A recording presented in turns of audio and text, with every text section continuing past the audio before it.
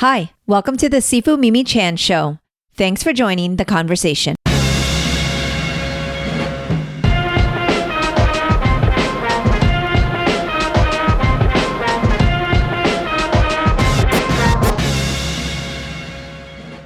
I recently had the pleasure of sitting down with Wayne Tsse in Hong Kong for a special episode where we explored Chinese philosophy and history, but through a deeply personal lens. Wayne is not only a brilliant historian and martial artist, but also the genius behind the Walam couplets on the new banners we used this Chinese New Year. I got to dive into his process for writing them, how each character was chosen with intention and layers of symbolism, and how he drew from ancient traditions to create something meaningful for our Walam family. What struck me most was how much thought and heart went into every word. These weren't just poetic lines, they were a gift, a reflection of our lineage, values, and vision. Understanding the meaning behind his creation made me appreciate the couplets in a whole new way. Please tune in on YouTube to see some videos and images of the lovely banners and his explanation of the characters. You can follow Wayne on Instagram at The Hong Kong Taste and learn more about his Kung Fu system at Mai Zhong Lo Han. This is a lengthy episode. From the 30-minute to 50-minute mark, we really get into the details that would work best with visuals. So if you can tune in on YouTube, do so. But I do highly recommend you listen to this episode and get to know and love Wayne in the way that I have. I enjoy these conversations immensely, and I hope you do too. If you have, please rate my podcast on your platform of choice and share it with others. If you would like to support with a donation to help keep this podcast going and support the work I do, you can become a patron of the show by visiting my website or patreon.com/SifuMimiChan. For comments or suggestions, reach out on social media at SifuMimiChan. Now, on with the show. Hello, Wayne. So nice to see you. Hello, how are you? I'm fantastic. I am so excited to speak to you, but also to see you face to face. In our pre-roll conversation, we were talking about how we have had a lovely phone conversation, but never actually got to kind of see one another. So this is extra special. Yes, it is a treat indeed, and it is an honor to speak to you, Tan Sifu, face to face, even though this is still online. Yes, I really wish that we could be in person eating and drinking, because last time you and I talked on the phone, I got very hungry talking about all of the delicious foods and things that you get to have in Hong Kong and how it's something that you're really passionate about. So I'm a little sad that we're not actually sharing a meal right now, but one day. Well, it'll happen sometime in the future. I have a feeling. Definitely. So I would love for our listeners to kind of get to know you, because you are so special to us, because you were so gracious to create these lovely poems for the Walam system. And before we jump into that, because I know you and how thorough and how philosophical you can be with that, it's going to take quite a lot of the podcast. I'd love for them to get to know you a little bit. So, share a little about your martial arts background. And, I would love for them to kind of get a gauge of, in a sense of, who is Wayne? All right. So where do I start? So I am a long-time member of the Hong Kong Mai Zhong Lo Han school. So we are a northern Chinese martial arts school with 95 years of history in Hong Kong and about 180 years of history in total. So my style is from Changzhou in northern China, and it was brought to Hong Kong by our great grandmaster. So his name is Grandmaster Yi Buting. So I am his fourth generation disciple, and I have been studying this art since I was 3 years old. So right now I hold a position in the school's inner circle. Unfortunately, I am not a very good martial artist. My Sifu is a very kind man. He also he is like my second father, and he has always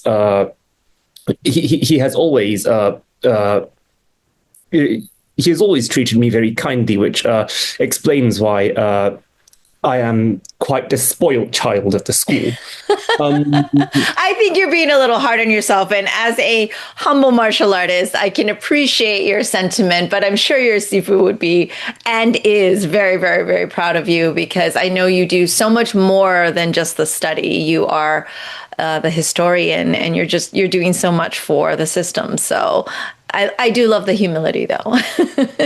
Thank you. Well, indeed, I do much more than study the Chinese martial arts. I'm also the school's record keeper.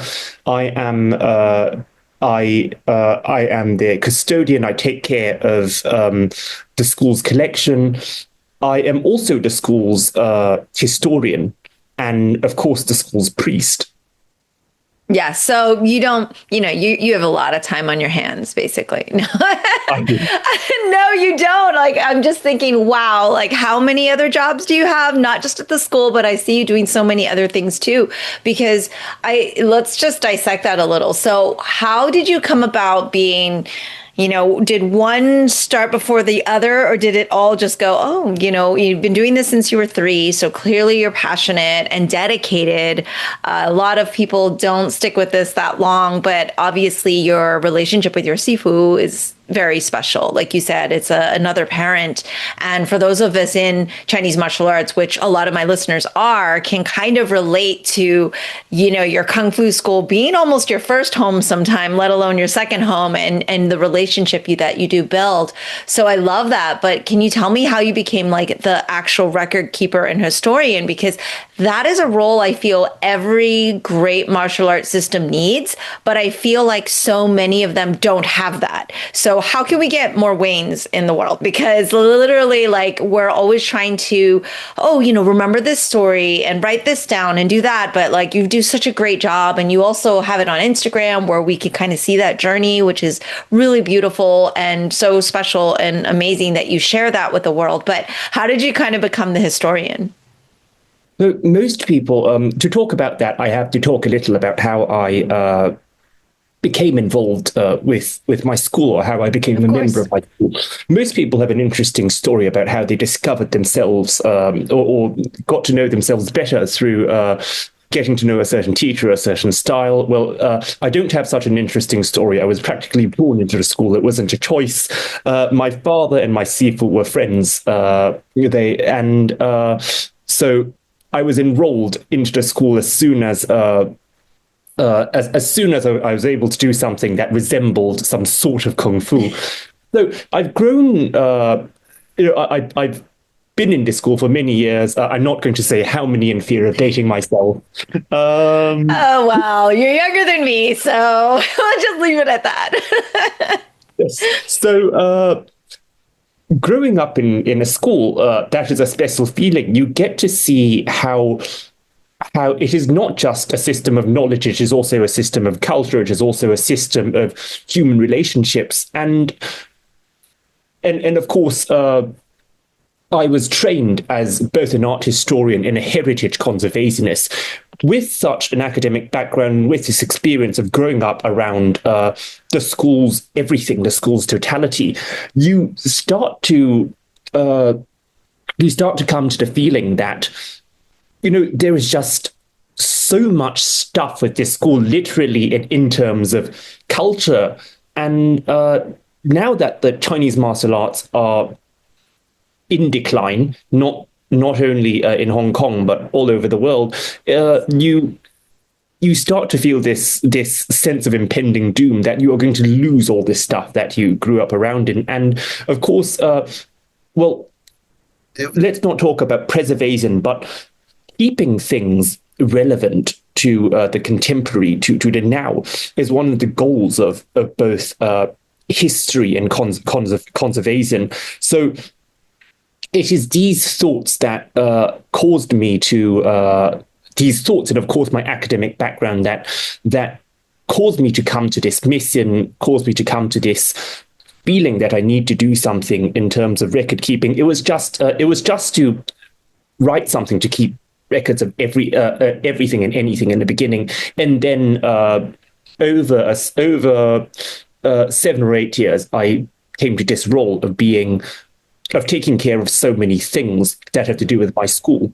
Yes. Yes. And you do such a amazing job, very selfishly. My listeners know I'm very, very selfish. I just really talk to the most interesting people for myself because I find you so interesting and I get to learn at this on this podcast. But when you go to tackle something so great and has so much depth and so many moving parts, and it's amazing that you could be in, I won't date you, but decades in something. And then you find out a piece of the history that you're like, why didn't I know this sooner? How did this piece get lost? Where did this come from? And so how do you kind of organize that massive length of history? Like, is this like literally a database that you keep? I mean, a lot of the things that you see are also like physical. Like at the temple, we've been really fortunate. We have a cultural center next door, which is kind of our mini museum where literally Grandmaster Chan just got gifts for like the last 50, 60 years from all over the world, but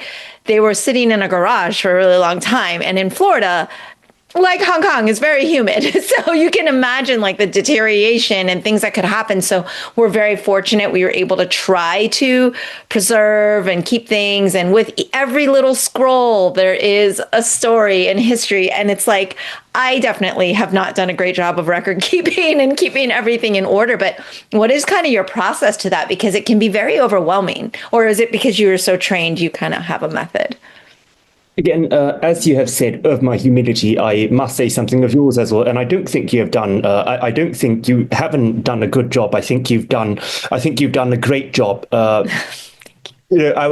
mutual friends speak very well of you, and with the effort of this podcast, with your social media, with all that you've done for the school, I think. It is not about finding the perfect system. It is about waking up every day and being willing to just do something, to go forward. And I think you've done very well. You are a very motivated person and you do inspire me in what you do. To answer your question of how I go about doing this, do I have a certain system? How do I keep everything manageable? And the thing is, and the answer is that I don't. When you are faced with a system or anything where there is just too, to be vulgar, too goddamn much stuff, what you have to do is just jump right into it. You have to have processed something or many of some things to be able to work with that something. You have to get to know them. You have to write things about them. You have to take records here and there. It is only when you have a healthy body of processed or documented things that you can begin to work. So my strategy was not to, there's always this problem with people who like to use notebooks as I do. We plan our days. We like to plan our days. We like to take perfect notes. We like to write down at this time we're going to do something, and we end up doing nothing. And I feel that for culture and heritage, that mustn't happen. And it shouldn't happen because it's still because this culture and heritage is still happening. Instead of trying to make sense of it at this moment, what we have to do, what we very importantly have to do, is to live it enthusiastically.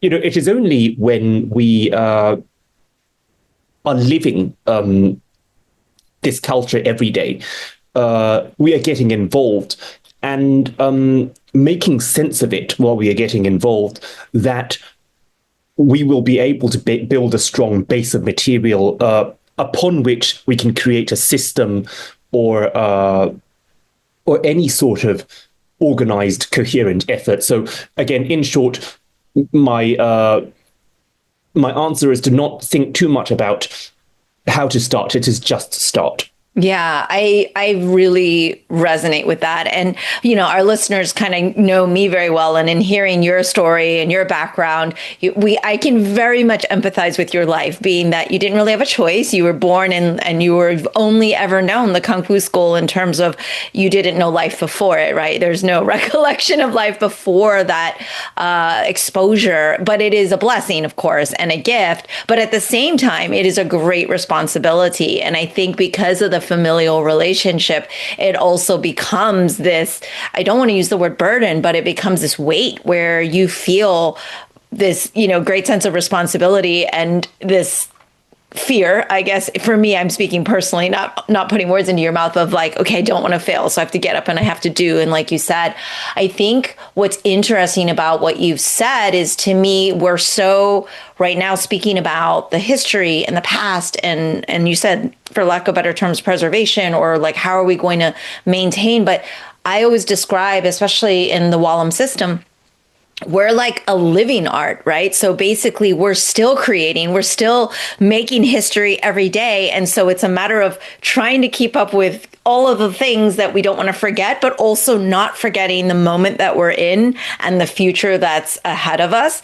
And I love that you also can empathize with me in the struggle of the fact that a lot of the traditional Chinese martial arts is dying, and it is difficult to see people who want to continue those traditions and to have students who are dedicated, not that they have to give their whole lives in the way that you and I have kind of pledged to do or have dedicated to, but that interest and that willingness to be patient and that willingness to do the hard work, because it is not a society that kind of models or like makes it easy to want to do that now that there's so much distraction. How do you find like the culture there? Because you're in Hong Kong, and in our minds over here in America, we're like, oh, in Asia, like people are more rooted in the tradition because you're closer to the root of where this began. But I would imagine that just like here, we're struggling with the modernization and trying to keep the distraction away. Like, what is the culture like there?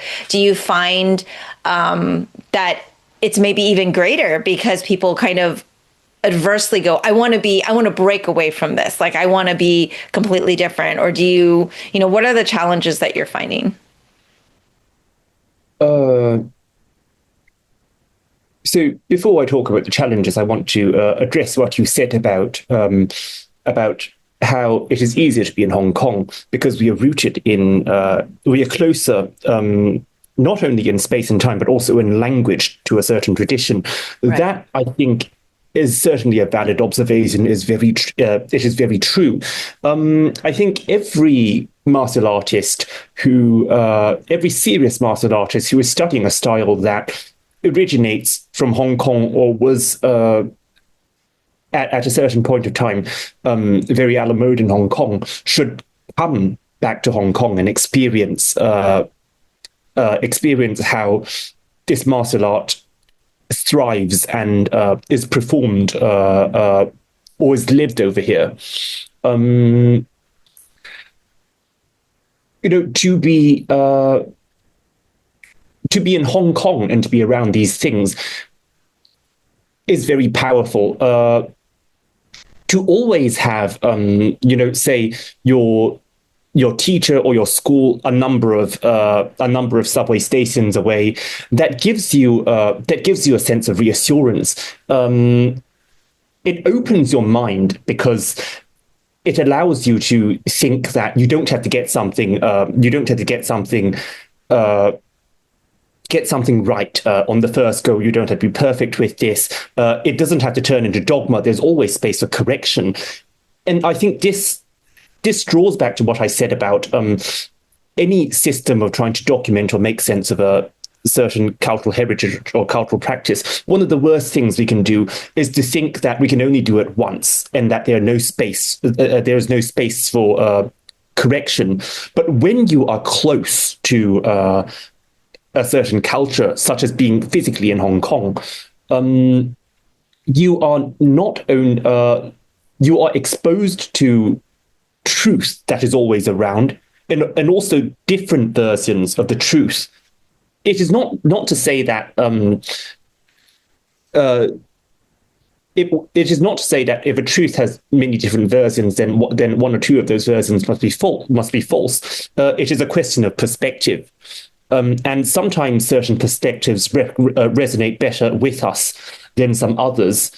But then at the same time, being in Hong Kong, especially someone like me who is in Hong Kong all the time, the downside of that is that you tend to take your art for granted. You tend to have this feeling that since this is so acceptable, I can afford to miss one class, I can afford to miss two classes, I can afford to not train today, I can afford to not remember this certain teaching, not remember how this is done. Of course, most of the time you can truly afford to be lazy that way. Though the thing with these traditional arts is that they can be very fragile. Things can happen that can easily cause schools to collapse. Teachers can die all of a sudden, and then if we are too comfortable at taking things for granted, we can wake up all of a sudden and be left with nothing, or fragments of an art that we once vowed to take care of, or could have taken care of better. Yeah, absolutely. And I totally can empathize and understand, and that resonates with me, because I feel like even though you said, because it's so accessible, people take it for granted. We say the same thing about our students at the temple, like at the Wallam Temple, we're in Orlando, and that's kind of the headquarters of the system. And there are students that are studying at other schools throughout the world under other Wallam Sifus, but we always tell the temple, hey, Grandmaster Chen is here, right? And you guys see him almost on a daily basis. And some people from around the world don't get that opportunity. And so it is easy for us in any space to take something for granted because of exposure or the fact that people are always there. And I think this could go philosophically down a rabbit hole of like our family members or everything. And we take everything for granted as humans. I think it's human nature. But at the same time, I think it's important to have these conversations, because anytime we can be reminded to have gratitude and be grateful and realize something that we have is really unique and rare, and that we may not be able to be 100% every day, and that's okay. Like, we can't beat ourselves up, but I think that does help keep us motivated, especially those of us like you and I, who it's kind of our daily life. It's part of who we are. It's our lifestyle. This isn't, I don't even consider it a job, right? And I would get that feeling from you as well. Like, this isn't just your job, right? This is an essence of who you are and a part of who you are. And what I've really appreciated about seeing you thrive in, we can talk about martial arts in a sense of that it's very physical. And we all know this, people who always talk about martial arts, but I feel like, and I've only spoken to you at length once and had some lovely interchanges on WhatsApp, but I feel like you kind of transcend just that and the philosophical side of things, and understanding the history, understanding the meaning and the symbols behind things, right, are so much more in depth that it makes you really well-rounded. So I love seeing the artistic side of things that you take with it, whether it's a weapon or a piece of clothing, because I'm all about fashion. So I love all the things I see on your site, and food, and how being a martial artist isn't just, hey, I use a sword and a stick and that's that, right? I think that you really embody what it means, which is to have the full scope of things. At the temple, we do our best to do very, very poor Cantonese speaking, and we teach in Cantonese because that's my father's native tongue, even though we're Northern style. So it's kind of, I feel like we have a little similarity there too. Like, we both have like a Northern tradition. I don't know, do you guys teach in Mandarin at the school or in Cantonese? Because we teach in Cantonese as well. Yeah, so it's funny because we've had people who go, oh, I've been studying Mandarin and I see you teach Northern Kung Fu. So do you guys speak Mandarin? We're like, sorry, we speak Cantonese here because the Grandmaster is from Southern China. So it's kind of, there's like that little bit of a learning curve for people to realize, oh, well, it can be so many things. And I think it's super interesting that we kind of share that parallel, because it confuses some people here in the US. But I would love to talk about kind of your knowledge and how this kind of ties into how we met. So shout out to the amazing Dr. Mark Chang, who connected us. And I will tell the short story of like,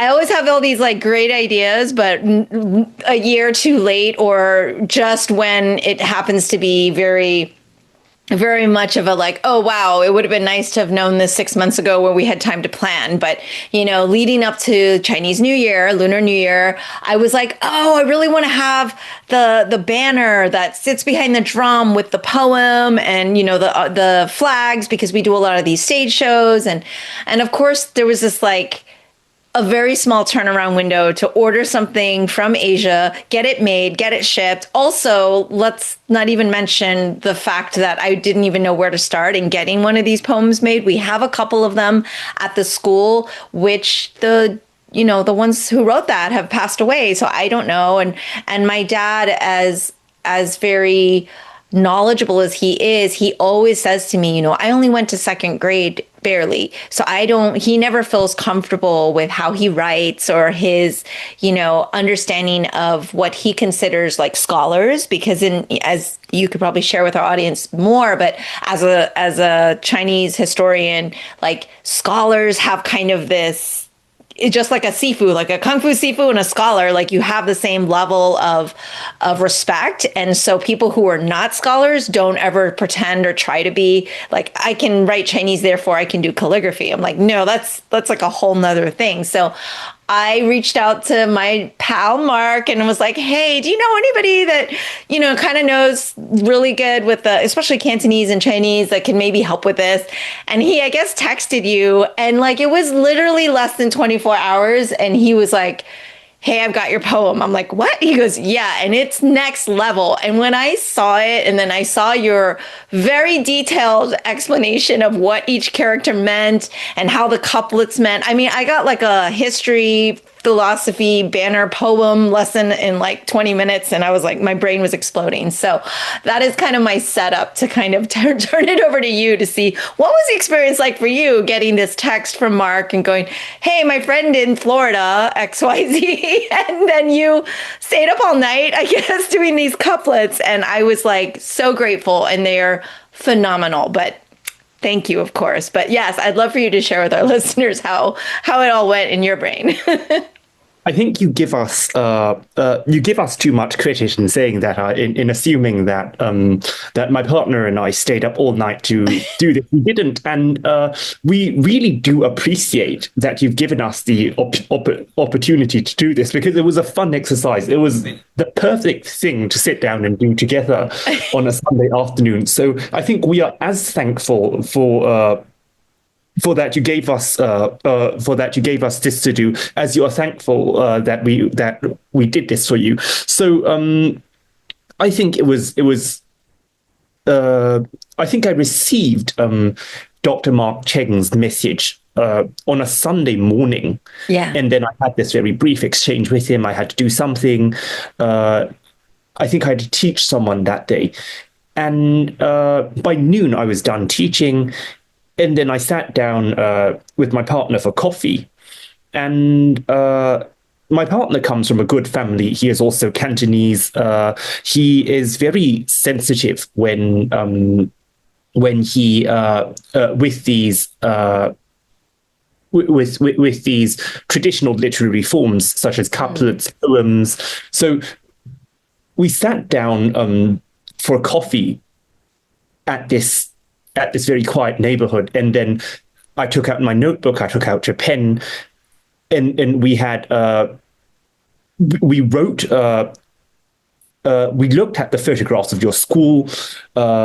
We talked about what you might want to express, and we also thought, sometimes it is not about what the person commissioning this wants to express. It's about what we, as someone who are completely detached from them, what is that intuitive feeling of them? So we wrote down a brief, we wrote down the first draft of this poem, and then we started refining it. We had several discussions, and I think we were done within the hour. So it was really a very fun exercise. It was a relaxing exercise. We weren't up all night. Well, it felt that way because, when we were talking about the time difference, it was like I went to bed and I woke up and suddenly I had a couplet, and I was like, not just any couplet.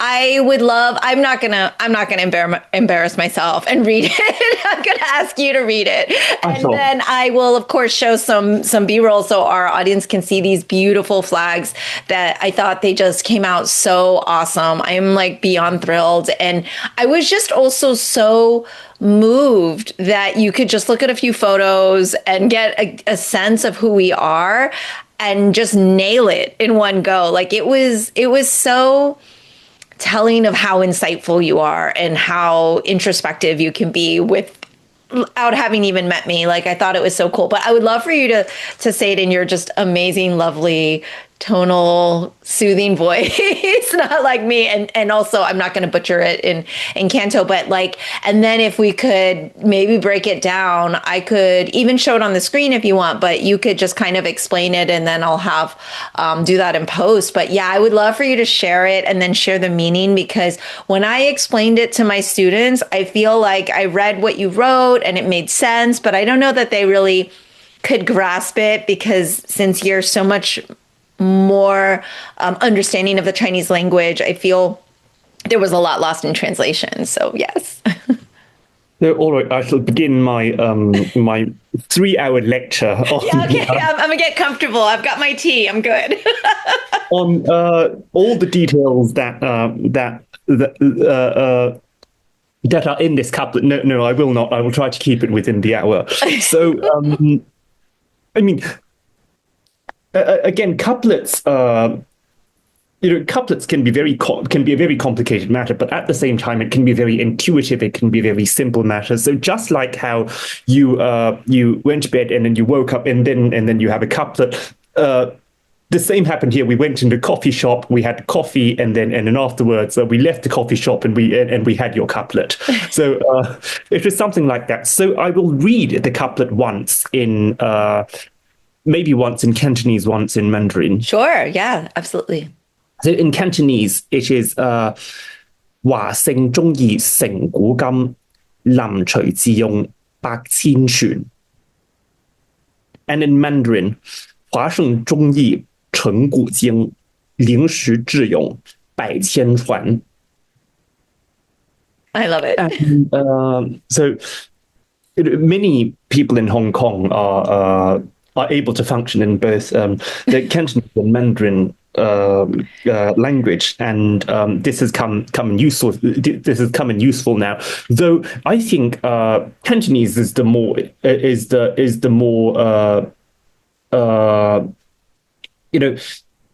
Cantonese has more historical character. It is the older language Yes. of the two. So I will focus on the Cantonese version of this and Cantonese pronunciation, Yes, so please. as to not cause any muddling or confusion.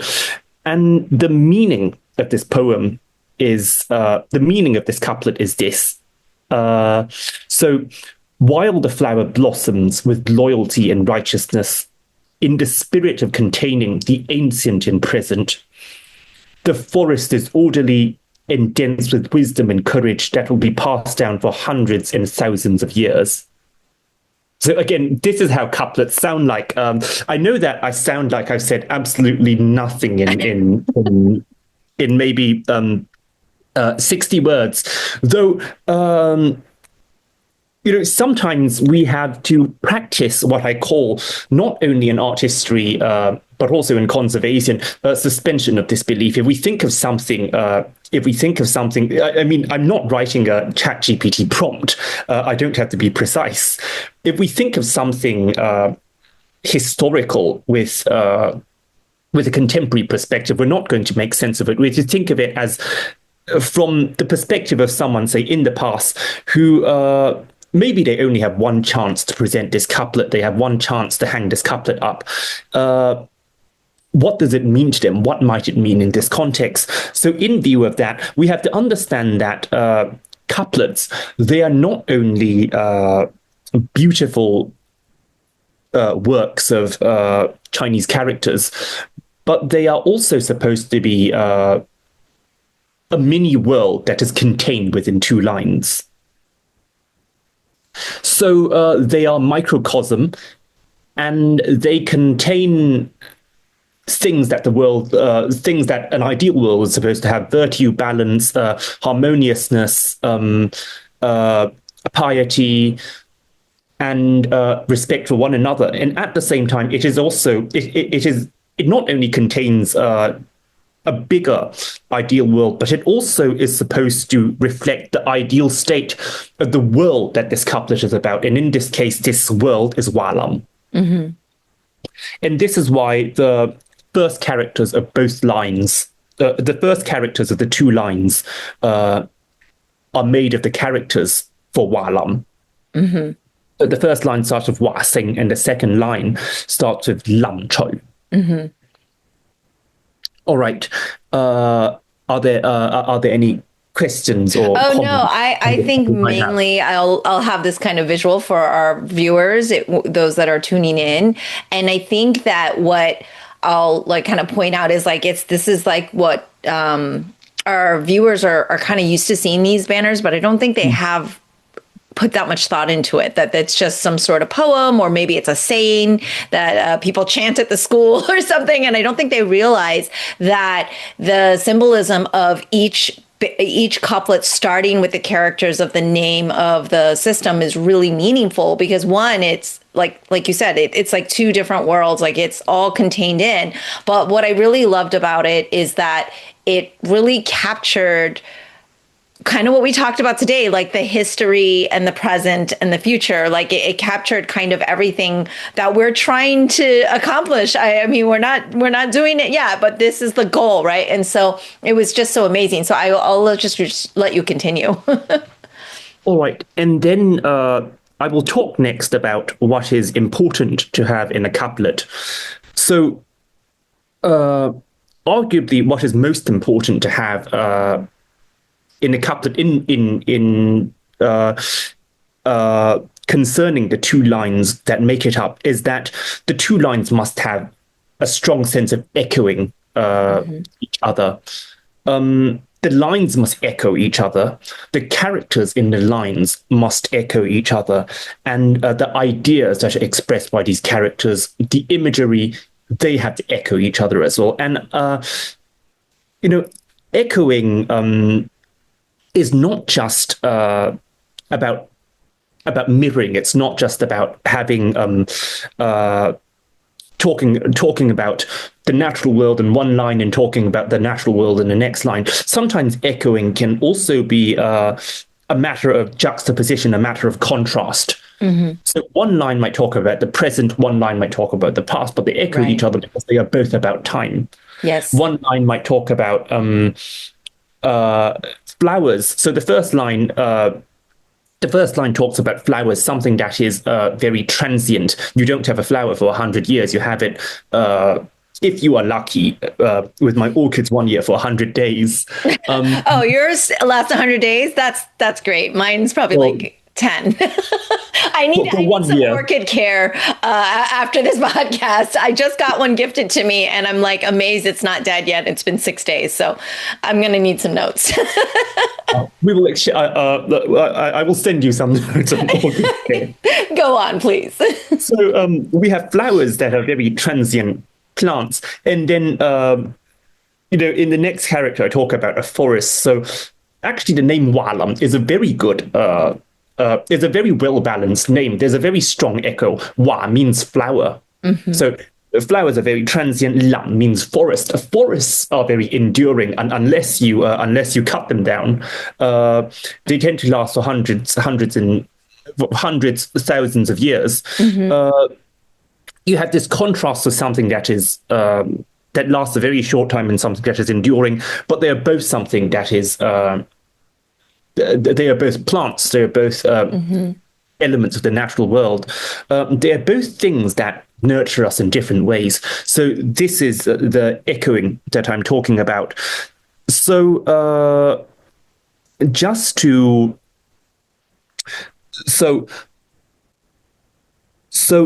give you an idea of some echoes that we have in the couplet.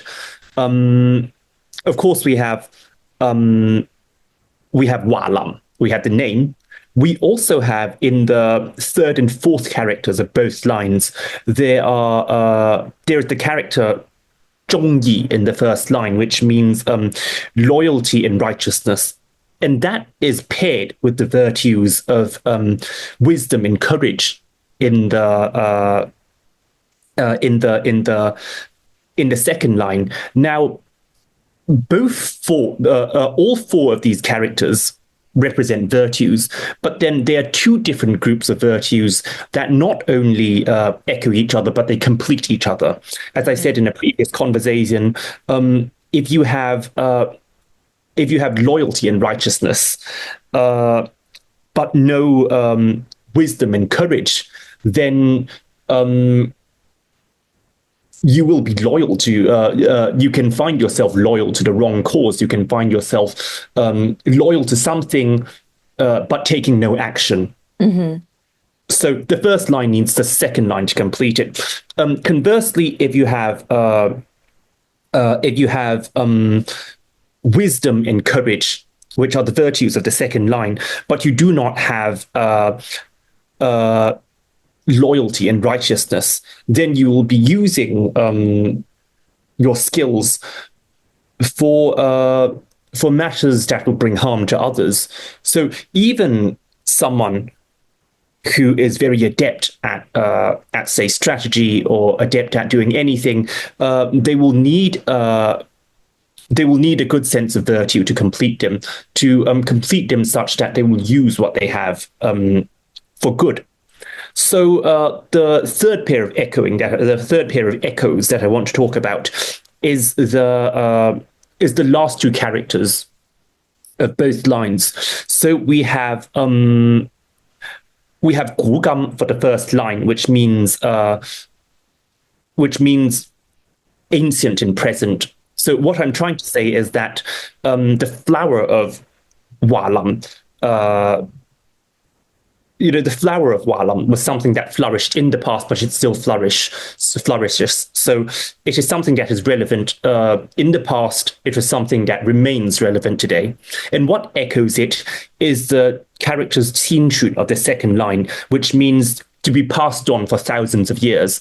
So this means I not only envision Walam as something that is relevant to the past and present, but it is also relevant to the present and future. It is also something that will go on from the point that is the now. So the echoing of these four characters actually happens at that they both have something to refer to the point in time that is the present. Yeah.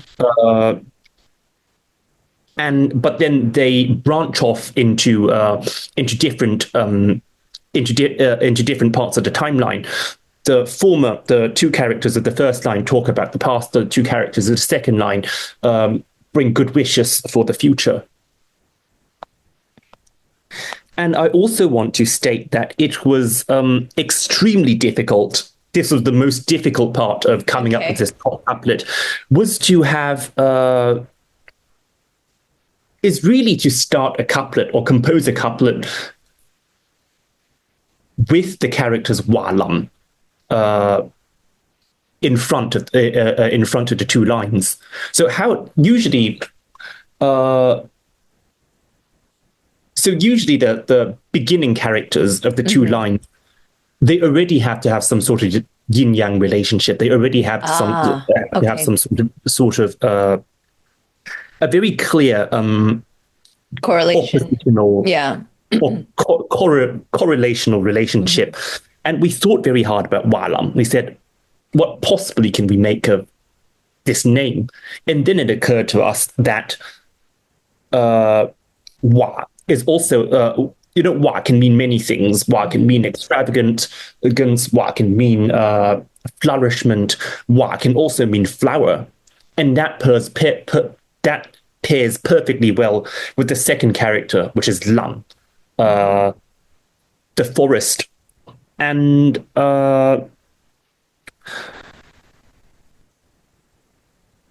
So we started the couplet with the four characters Hua Xing and Lam Chou. So Hua Xing means the flower that flourishes, and Lam Chou means the forest that is dense or the forest that is enduring. And coming up with these two words, coming up with these four characters, is what allowed the couplet to be developed in a very organic way. Again, it also caused us to think about the ideas of transience and something that is enduring, as you would expect of a flower, as you would expect of a forest. And when we thought about Lam, we also thought about this passage from the Art of War, and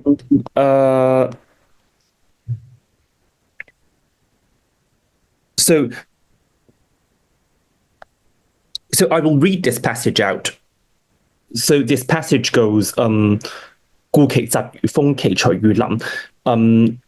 侵鯨如火，不動如山；蘭之如陰，動如雷震。And it is in the seventh book of the Art of War. And the title of this book is Maneuvering or 軍爭. So what this passage means is to let one's rapidity, to let one's speed be like the wind, to let the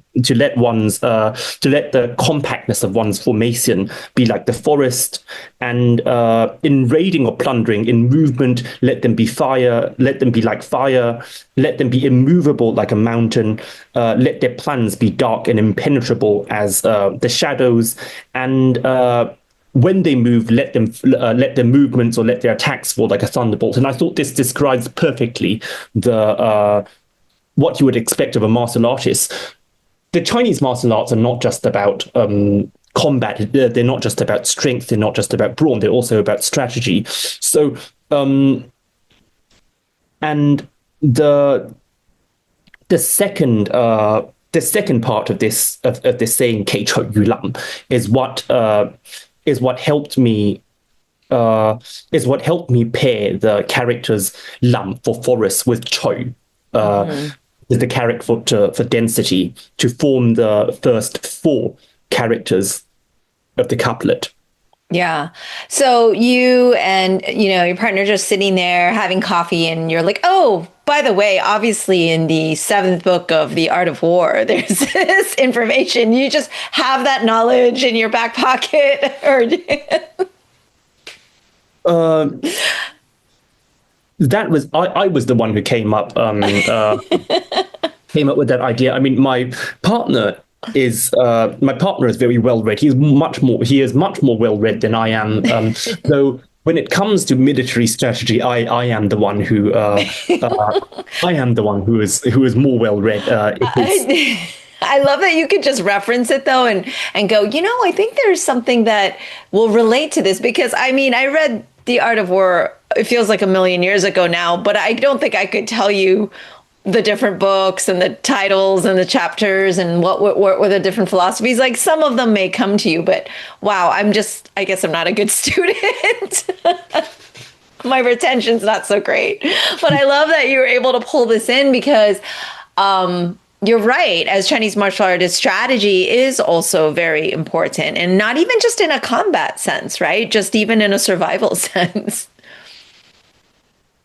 Indeed. This is why military strategy is one of my favorite areas of study. I tried to do.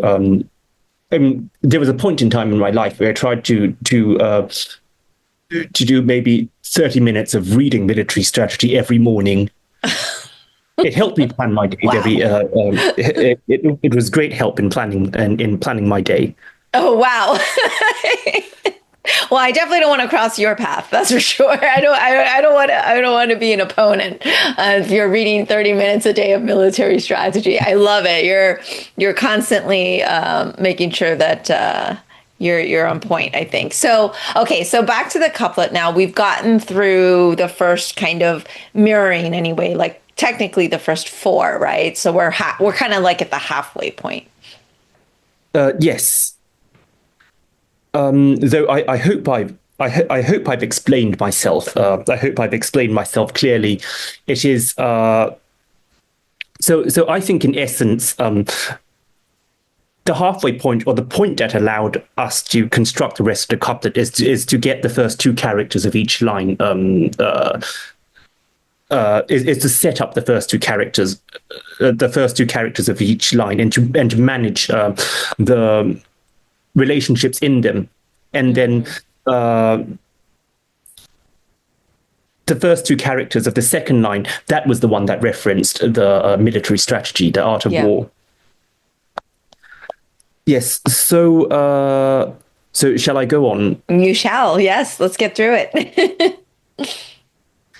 So, here we go. And then, so we started building up the rest of the couplet. We started finding more and more relationships between the elements of each line, and sometimes, you see, classical Chinese is a language. I don't want to say that classical language is a form of a language. Classical Chinese compared to modern Chinese, I think, is a separate language. It is a language that is elegant. Yes, indeed it is. And it took me, I think it took me 5 years of study to be sure on this. And classical Chinese is special in that every single character has an independent meaning. So classical Chinese does not have block words. It does not have words such as I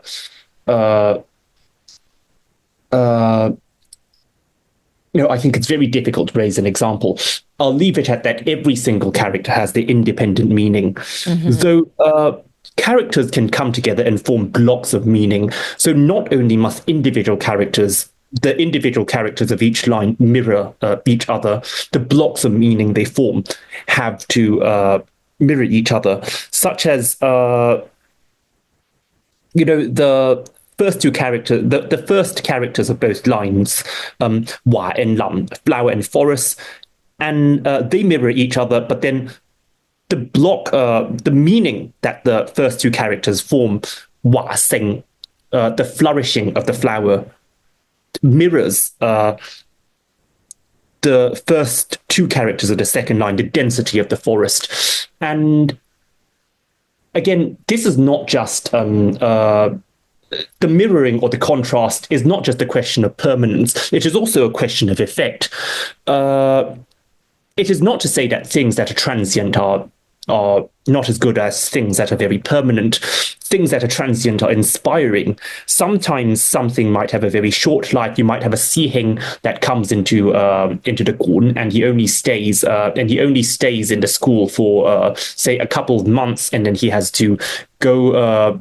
He has to leave the school. He has to part ways with everyone. He has to go and continue with the rest of his life. Though that does not mean that he has no contribution to the lives of everyone. Those few months of interaction with him could be very beautiful. So a blooming flower could inspire you. Could inspire you in a way that that an enduring forest cannot. But an enduring forest can give you benefits that a blooming flower does not. And this has caused me to think about your father, Grandmaster Chan, because in a way he is like a sentinel tree. Maybe he isn't, maybe he is a character who is always around. He doesn't say much to his students. He doesn't speak English very well. But then, he has that power of being powerful just by being present, just like a sentinel tree at the mouth of a village. A sentinel tree has no visible active use, but you need that thing around. It gives you a sense of security. It gives you protection. It allows everything to come together. It allows everything to be convenient, to be lively for the village. And it is that thought of Grandmaster Chan that caused us to progress in our caused us to go on in our process of constructing the couplet. We thought about the virtues that he might have as a grandmaster. This is why we have the next two characters of each line, the virtues of Zhongyi, loyalty and righteousness, and Ziyong. We thought about his wisdom. We thought about how he's managed to keep together a school at the age of 82, if I remember correctly, and how he continues to practice even at that age. So the next four characters, the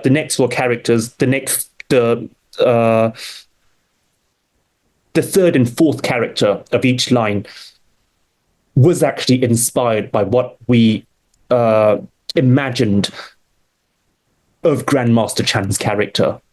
Yeah. Well, it was distinct.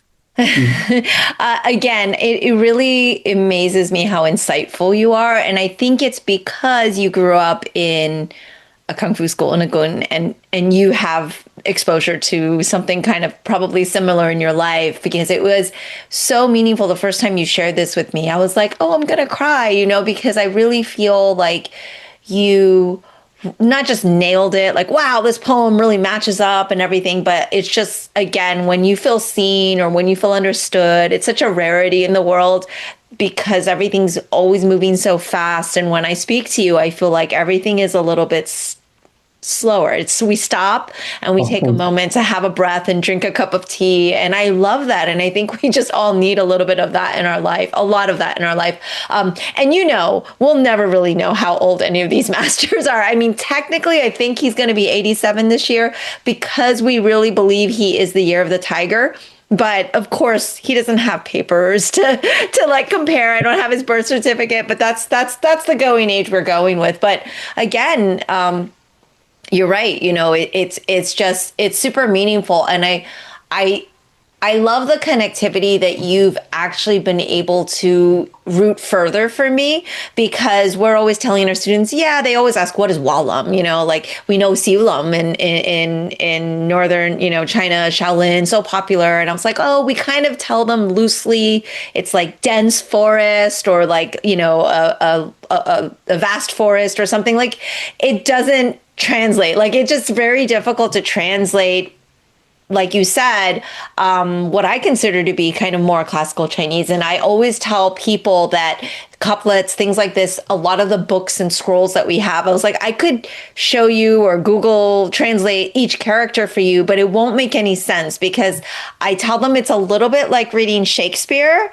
Like it's English-ish, but if you don't really understand or do the study to understand the meaning, and not just direct translation, but the symbolism and the meaning behind the words and the characters, then you can't really grasp its intent. Because even my father always said, like, he's not, for lack of a better word, educated enough to really understand, but he knows it's a very high meaning. He knows, and because of his exposure, gets the philosophy, but I know it's an area he always wishes he had more opportunity to learn, because he has such respect for his old school teacher. He talks about him all the time, and he drew a painting for me for Oscar and I's wedding and wrote some, Chinese characters. And my dad always says, oh, this is worth $1 million. I was like, is it really? And because he just holds it in such high regard, because I think he has such a respect. But I love that explanation. And not that I've done any study, but I agree with you. It is its own kind of language. Even if you understand or can read Chinese, it's the comprehension is so much deeper. And so I think one would have had to really study in order to explain it. And you're doing a lovely job. So thank you for that.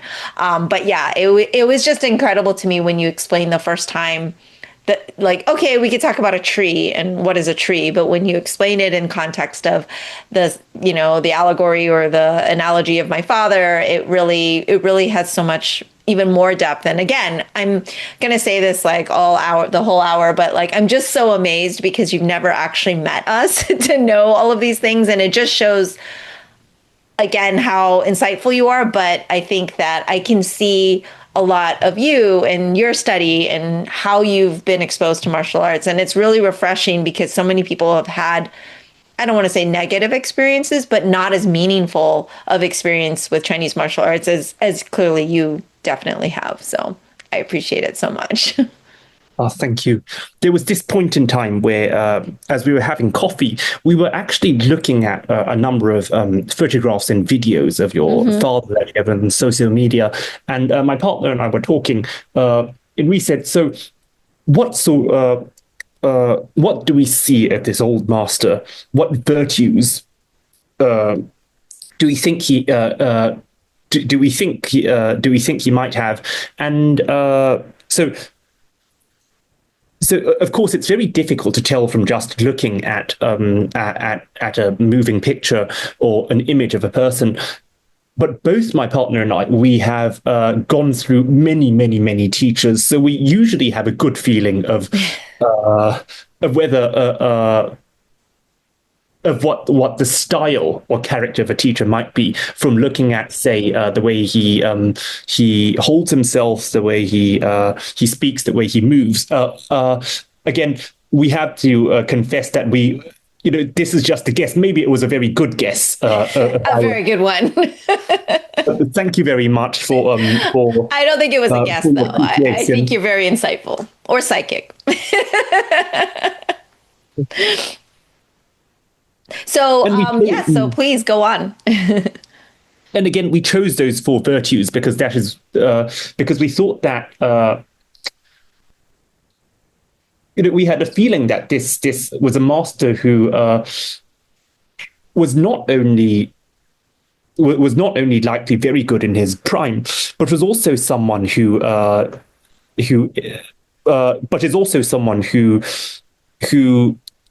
there's always this very unfortunate condition where someone grows old and bitter. They've experienced so much hardship, and then they become a bitter person at the end of their lives. We don't feel that with Grandmaster Chan. We feel that he is someone who has grown up to become a very lovable old man and a very lovely old man.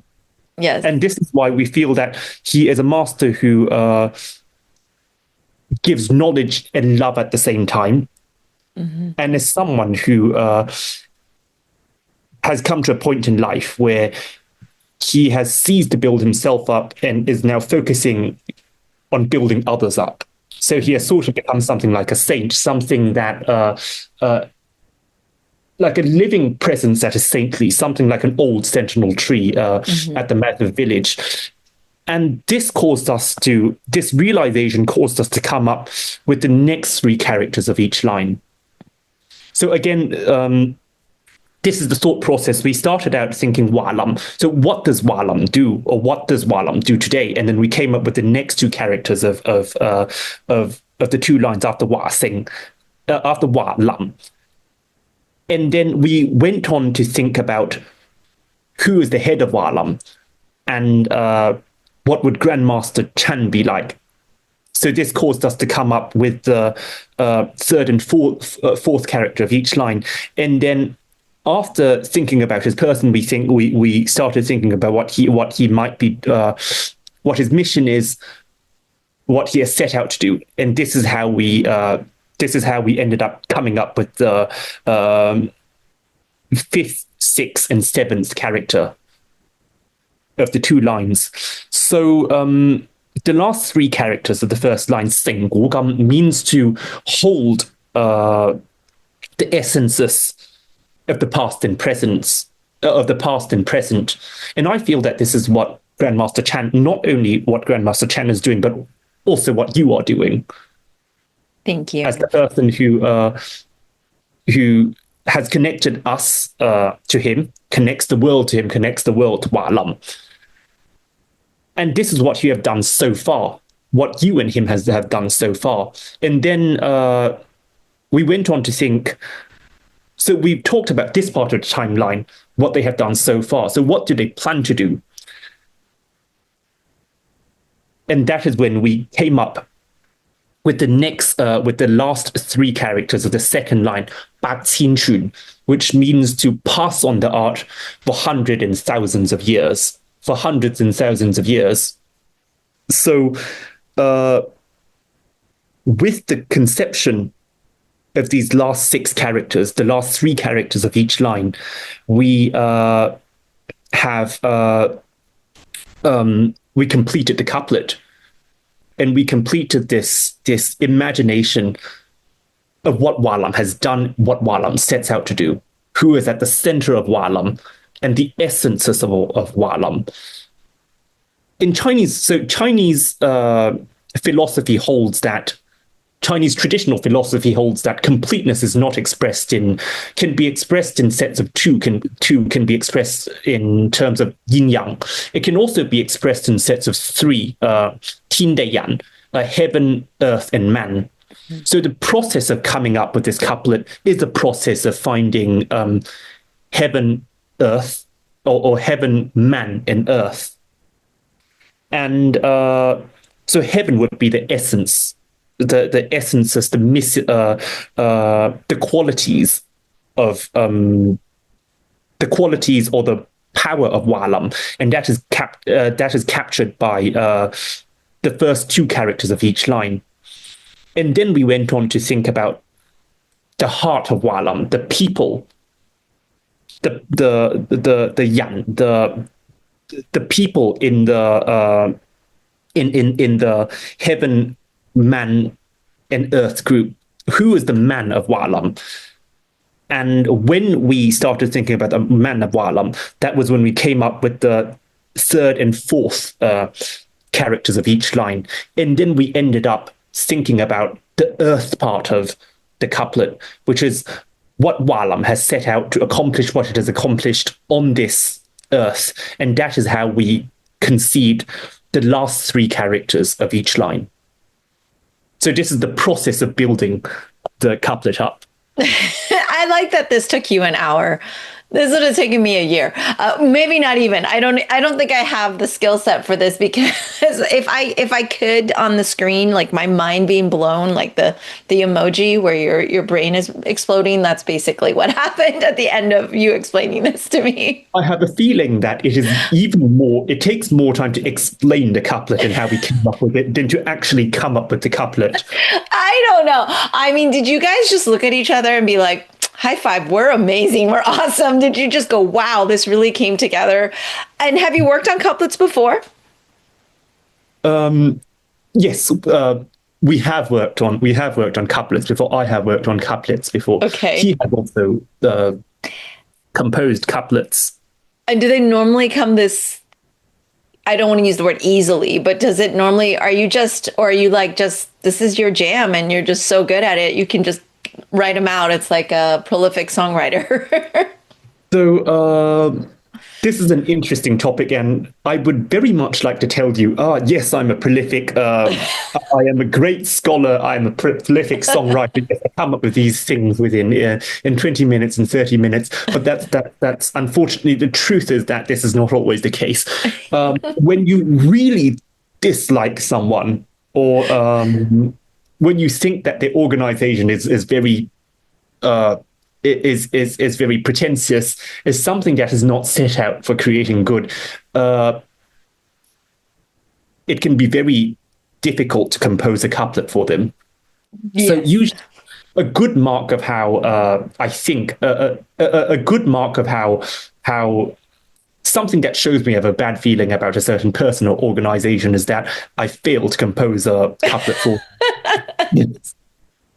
You, sir, are very kind. That's really funny. It's like I have a lot of writer friends, especially in the comic book world and in comic creation, and a lot of times they cringe when someone asks them to write, the byline, to write a quote about a book or something, and they're just like, oh gosh, I don't know what I'm gonna write about somebody else's book, and you go, okay, should I find, how honest can I be? And then do I say no? And it's like this whole thing. And I'm really grateful I don't have any of those skills. So no one's ever asked me to do that, because I'm not a good liar, but I do appreciate it. And not just me, when I, like I said, tried very poorly to explain it to my students, I read your notes and I kind of showed them the characters on the banner and just tried to explain all the stuff. And I looked like a crazed professor up there, like doing all these things, but they were so blown away and moved by like a kung fu family, a distant kung fu family member that just has such a passion and took the time to do this. And then, lastly, I wanted you to kind of share, because a lot of our listeners who do Chinese martial arts, beyond all the symbolism and beyond understanding the language and understanding martial arts and the people that you're writing about, like there is also a musicality to it, right? Because it is I don't want to say iambic pentameter. I don't even know what that means anymore, but it's in my mind, there's a certain rhythm that also has to come into play as you create this. Is that correct? Like a melody? Yeah. Yes, that is right. And that is the last thing. That is. I thank everyone. I thank you for your patience in hearing me talk about the couplet. We are approaching the end of my very long lecture on this, and you are very right. At the end of the day, a couplet is a literary work. It is a piece of art. It has to be beautiful. It has to sound beautiful. So. How it is read out is very important. And so my partner and I revised the couplet many times, and we were not revising the words or the meanings, but we were revising how it sounds when read out in both Cantonese and Mandarin. And what I want to note is that the couplet follows this this meter. I will describe it this way. It is 1111x22, 3333x44. So the x is the fifth character of each line, and each x stands for a strong sounding character. Okay. So again, I will read the couplet out once more in Cantonese. Focus on the fifth character. So seng and ba, no. Seng and Yes, and okay. there is a dip in them that allows the front and back, what happens before them and after them to shine and pop up. So 華盛東夷成古今，臨隨自用百千傳. Okay. I'm going to just put that on repeat and listen to it so I can make sure I learn to say it properly. Now, here in the US, I say it and they think my Cantonese is great, but I won't embarrass myself. But yeah, I think it's so exciting. And again, thank you to both you and Dana, and just like for taking the time to do it. And also, I'm glad you enjoyed it, but it does sound like it was quite a brain tease, like, because there's so many factors, like you said, that was challenging. And there's so many parameters that you've explained today. But I think also listeners don't realize there's other things going on in the background, but like that you have to work around. So it's not like you can just go, oh, let me just create a poem or let me just create something. Like you had parameters that you had to fit in and work around. So that made it, I think, even more challenging. So kudos. Again, trust me, it's much harder to explain the couplet than to come up with it. Really, we came up with it very quickly. It was, assuming we had an hour to get our coffee and do everything, 20 minutes was spent ordering the coffee, fetching the coffee, 40 minutes was spent on the couplet. But now I was, to talk about this, I could talk for 3 hours. Yeah, I know. It's really difficult to be concise about this. I feel so bad because I had a lovely conversation with you, and my husband Oscar got home. He's like, "Oh, you're still on the phone." I'm like, yeah, I'll talk to you later because I'm talking to Wayne right now. And it was like over an hour we talked, and I was, again, really, you couldn't see me, but I was very moved and just in awe. But I kind of gave you this assignment. I'm like, well, be ready. I want to podcast about this because I feel like I was going to try to summarize it in like 10 minutes, just reading your notes. And I was like, I clearly knew I wasn't going to do it justice. So I really appreciate you taking the time, because I know just even the writing the notes to explain it and then to explain it to our audience, who's a very lame audience. Like, we don't know. We're very knowledgeable. So along the way, it's because you're trying to also explain to us about the creation and what couplets are. And you're also talking to, someone who doesn't know anything. So that's why I made it harder for you to explain it. Well, I enjoyed the process very much. Hopefully I did the explanation in a Hopefully I did the explanation in a coherent way. Yes, it was fantastic. It's hard too because we're like on Zoom and be different if we were together and you could be pointing at things. But I'll do the best job possible of trying to get some images up so people can kind of wrap their heads around it. But I don't want to keep you all night. Literally, it's past midnight your time right now. But I know you're a bit of a night owl. I am. So this is where the brain is doing all its magic. But before we wrap up, because again, I don't want to keep you too long, I do want to remind everybody to follow you on Instagram, and I will link all of that here, the Hong Kong Taste, as well as your martial arts site, if you want to. It's just my Zhongluohan, actually. So I'll list it for people. But thank you. I love seeing all of the, food and Hong Kong culture and clothing. Do you want to just share with me really quick, like, I guess, what is your favorite coffee or tea that you order when you're there? And what's your favorite go-to snack? And I would love like a little taste of Hong Kong right now, actually. In Hong Kong. All right. So I think there are two things that people must try in Hong Kong. I'll give you one food item, one snack item, one food item, one drink item. So the food I think everyone should come to have is, of course, the char siu. Hong Kong char siu is different, and is something that you don't get in the rest of the world. If you cannot have char siu, then I would recommend a roast goose. So the drink item that I would recommend is Hong Kong milk tea, or this drink of Yun, which is a 50-50 mix of milk and coffee. Oh, say it again.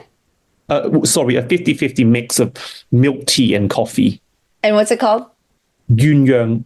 Oh, okay, yes. Oh, I don't think I've had that, but I don't really drink coffee, so that's probably why. But I love that, and I think our listeners would too. And of course, now I'm salivating because roast goose is like the one thing I go to Hong Kong for. And you're right. People who think they've had char siu here and over there, it's like a completely different dish. And then I happen to be friends with Cam's Roast Goose owner, Hardy. Oh. And he is so generous to feed me every time I'm there. And they kind of laugh because I feel like they think I literally fly there for the roast goose. And I'm like, well, I do. And to see you, of course. But it is like my favorite thing ever. So yes, I 100% agree with you. Those are the things for people to try. But I do hope everybody is not as hungry as I am right now after talking about this, but thank you so much for being so lovely to share with me, but also, again, like from the bottom of my heart and from all of Wallam. And my father, like, he read that and was all smiles and just said how amazing it was, and how he uses the word in English. I'm sure in Chinese there's a better word, and he didn't say it in Chinese to me, but he's like very high level, it's a very, very incredible piece of art as an artist. Thank you for creating that for me, my father, for Wallam. It's just incredible. And you will forever be part of our family because of your generosity. So thank you so much. Thank you very much for having me today. I enjoyed this conversation very much. All right. Hopefully we'll chat again, and maybe next time we'll just talk about food the whole time. No, I'm just kidding. I'd love to do that. Oh, it's on then. It's so on. We have so much to talk about. All right, Wayne, everybody, we will link all of his Instagrams for you to follow, and you can just learn so much from all of the work he's doing. Thank you for that as well, for sharing a taste of Hong Kong, but also your martial arts style, and for being a historian and a record keeper. We need that so much. So you are very greatly appreciated all the way from over here. Thank you. All right, everybody. That's all for today's episode. Thanks for listening to the Sifu Mimi Chan Show. Please subscribe and rate my podcast on your platform of choice and leave a review. You can become a patron of the show at patreon.com/sifumimi-chan to help keep this podcast going. Follow me and interact on social media at Sifumimi-chan on Instagram or Facebook.